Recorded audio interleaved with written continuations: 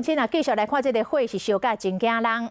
国道3号路南117公里苗栗后南的路段，伫半暝1点，一台货柜车下弄着护栏冲落山坎导火烧，消防队赶到位来救援，想袂到过无半点钟，国道1号路南的路段又有国光客运去冲弄着货柜车，两件事故，3个人受伤，加在拢无生命危险。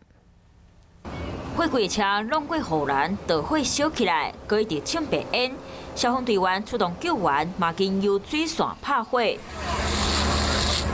不过火烧甲真猛，规台车含草包啊拢倒起来。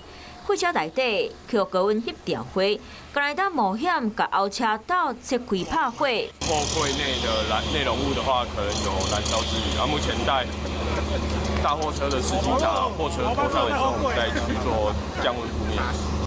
这件事故发生伫国道3号上北117.3公里的所在，大台货车驾驶雄雄失控冲出去，加在伊敢有小可刺伤。想不到过无到半点钟，国道1号路南122.4公里，国光客运弄货柜车，互货柜车栽落去桥边。